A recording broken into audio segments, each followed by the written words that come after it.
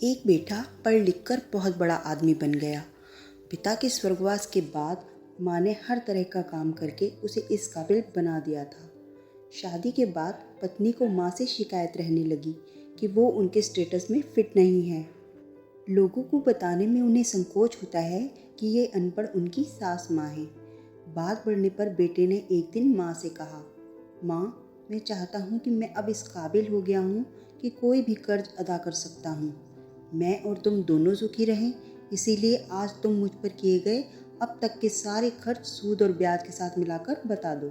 मैं वो अदा कर दूंगा, फिर हम अलग अलग सुखी रहेंगे। माँ ने सोचकर उत्तर दिया, बेटा, हिसाब ज़रा लंबा है, सोच कर बताना पड़ेगा मुझे, थोड़ा वक्त चाहिए। बेटे ने कहा, माँ, कोई जल्दी नहीं है, 2-4 दिनों में बता देना। रात हुई, सब सो गए। माँ ने एक लोटे में पानी लिया और बेटे के कमरे में आई। बेटा जहाँ सो रहा था उसके एक और पानी डाल दिया। बेटे ने करवट ले ली।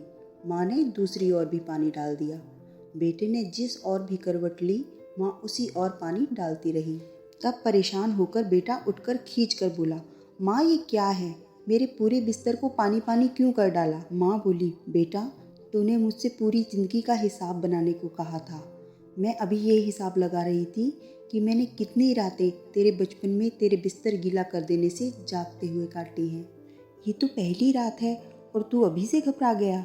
मैंने अभी हिसाब तो शुरू भी नहीं किया है जिसे तू अदा कर पाए। माँ की इस बात ने बेटे के हृदय को झकझोर के रख दिया। फिर वो रात उसने सोचने में ही गुजार दी। उसे यह एहसास हो गया था कि माँ का कर्ज आजीवन नहीं उतारा जा सकता। माँ अगर शीतल छाया है तो पिता बरगद हैं, जिसके नीचे बच्चे उन्मुक्त भाव से जीवन बिताते हैं। माता पिता अपनी संतान के लिए हर दुख उठाने को तैयार रहते हैं। अपने माता पिता का ऋण कभी नहीं चुकाया जा सकता, इसीलिए अपने माता पिता की सेवा करना ही सबसे बड़ी पूजा है और यही धर्म भी है। वही हमारे साक्षात भगवान हैं। धन्यवाद।